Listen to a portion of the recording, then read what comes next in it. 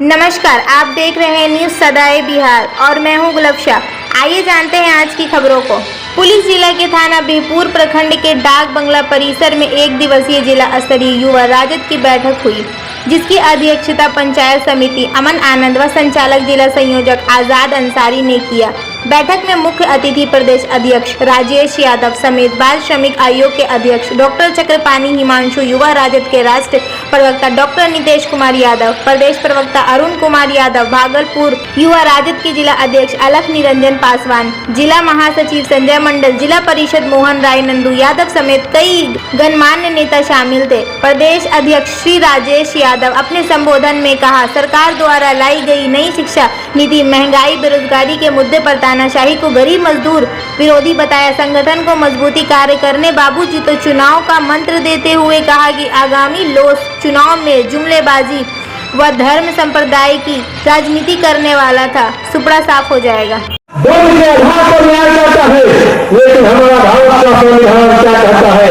चाहे आप दलित हो, शोषित हो, वंचित हो, अति पिछड़ा हो, आदिवासी हो या श्रम हो, सभी को व्यवसाय करने का अधिकार है, सबको नौकरी करने का अधिकार हो, सबको खेती खलिहान करने का अधिकार है, सबको जीवन के मूल्यों में सबको बराबर का अधिकार है।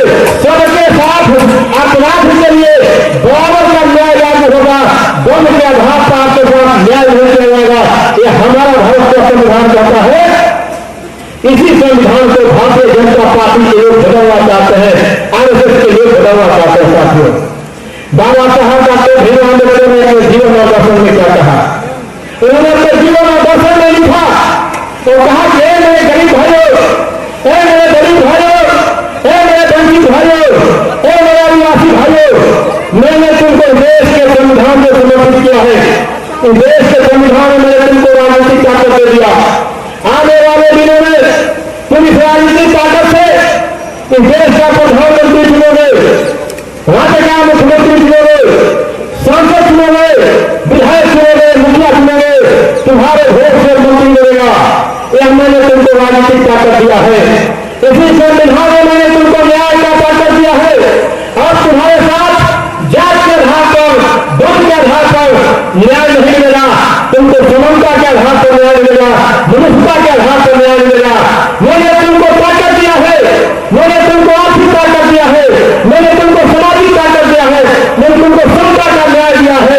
उन्होंने कहा, लेकिन कहा कि जब तक पढ़ोगे लिखोगे नहीं, इस देश का संविधान इस हिंदुस्तान में लागू नहीं हो सकता है। इसलिए उन्होंने कहा कि मेरे गरीब भाइयों, अपने बाल बच्चा को पढ़ाओ।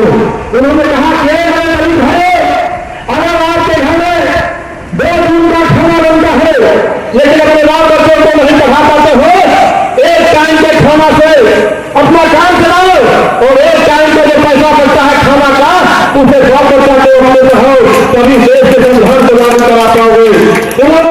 आपके पास अगर 2 जोड़ी कपड़ा है, एक जोड़ी से काम चलाए और एक जोड़ी से अपने बाल बच्चों को पैसा बचा करके पढ़ाएं। यानी बाबा साहब डॉक्टर भीमराव अम्बेडकर ने दलितों को, शोषितों को, वंचितों को शिक्षा के प्रति उन्होंने क्रांति करने का काम किया। और इस लड़ाई को हम लोग के नेता, आदरणीय समाजवादी नेता, समाजवाद हम लोगों के पौधा डॉक्टर राममोहन लोहिया ने आगे बढ़ाने का काम किया। इसी लड़ाई को हम लोग के नेता आदरणीय कर्पूरी ठाकुर जी ने आगे बढ़ाने का काम किया। यहाँ बैठे हुए तमाम लोग जानते हैं, जब समाजवादियों की सरकार बनी, कर्पूरी ठाकुर इस राज्य में शिक्षा मंत्री से लेकर उप मुख्यमंत्री से लेकर और मुख्यमंत्री बने, उन्होंने शिक्षा के क्षेत्र में मूलभूत परिवर्तन करने का काम किया। और उनके लगाए हुए काम, उनके बनाए हुए कानून के चलते ही आज हमारे जैसा व्यक्ति भी आकर के संविधान की बात करता है, आपके बीच में खड़ा होकर हक अधिकार की बात करता है। यह सामाजिक क्रांति की देन है, शिक्षा की क्रांति का देन है। साथियों, लगातार यह बात होते गई, लेकिन इसी लड़ाई को हर लोग आगे बढ़ाते गया। अपने समय में हम लोग के नेता लालू प्रसाद यादव जी ने भी बढ़ाने का काम किया और उन्होंने संविधान के अनुसार जो बाबा साहब डॉक्टर भीमराव अम्बेडकर ने कहा कि सबको पढ़ना चाहिए, लालू प्रसाद यादव जी ने भी चरवा को लड़ाई को आगे बढ़ाने का काम किया। और जब इस राज्य के मुख्यमंत्री बने, इस राज्य के नेता बने, तो उन्होंने सबसे पहला ध्यान इस राज्य के शोषितों पर, वंचितों पर पढ़ने लिखने पर दिया और अपने हिसाब से, अपने अंदाज में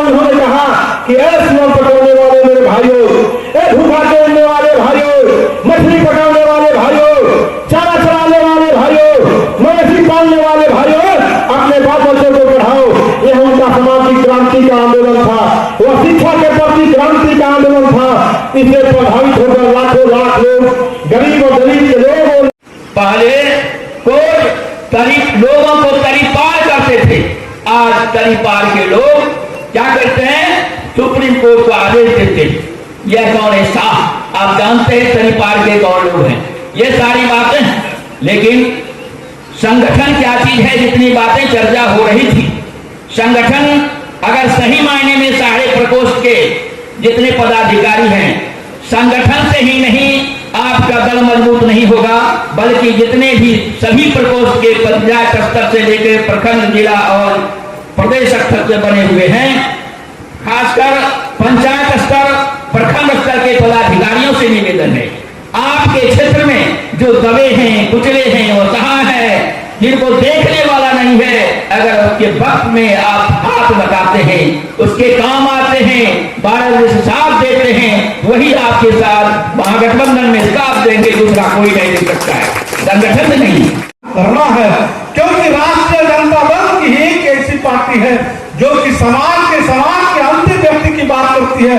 अपने मन से अगर कोई बोलने वाला व्यक्ति होता है, जो कि उस समय 90 के दशक में कोई बोल नहीं सकता, लेकिन लालू प्रसाद यादव जी भले मन से आते थे और मन से बोलते थे, ऐ गाय चलाने वाले, मछली मारने वाले, भोगा टूटने वाले, पढ़ना लिखना सीखो। पहले मंच में 90 के दशक में कोई अगर बोल नहीं सकता था, उस समय उन्होंने चुनौती भरी स्वीकार से उन्होंने बोला था, जिसका प्रतिफल हुआ।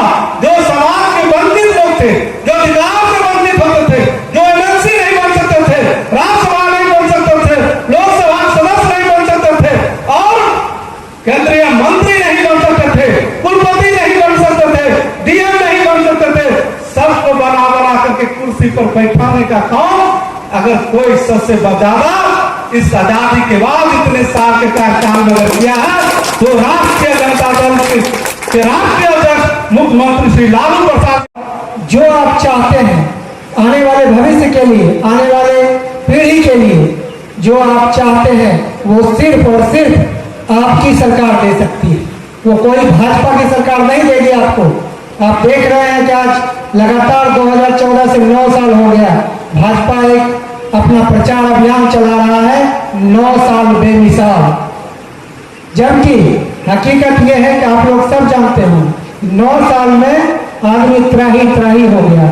चाहे वह महंगाई का बात हो कि बेरोजगारी का बात हो, चाहे किसी भी अन्य मुद्दा पर आप लोग, किसान का मुद्दा हो, चाहे स्वास्थ्य का मुद्दा हो, कहीं भी आपको त्राही, सब जगह त्राही।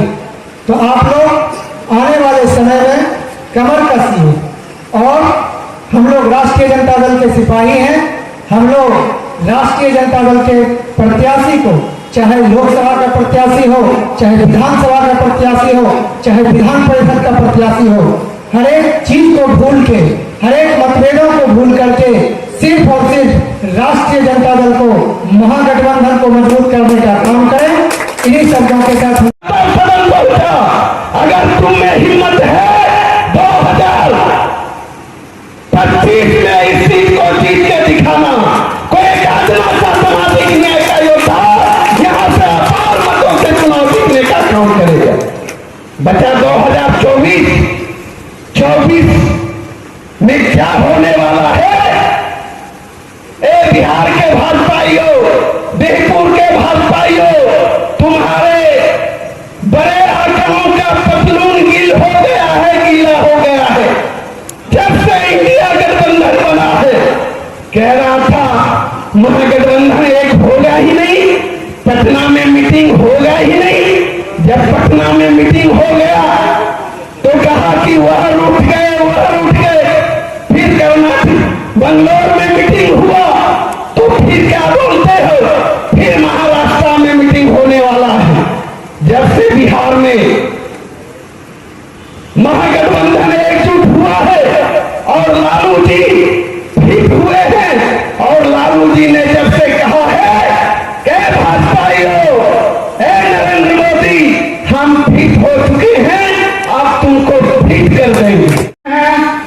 जितने भी संगठन को मजबूत करने के लिए आए हैं, पार्टी और बीजेपी की बात को छोड़कर सबसे पहले हम अपने संगठन को मजबूत कर युवाओं के ही भरोसे देश की सत्ता को हिलाई जा सकती है।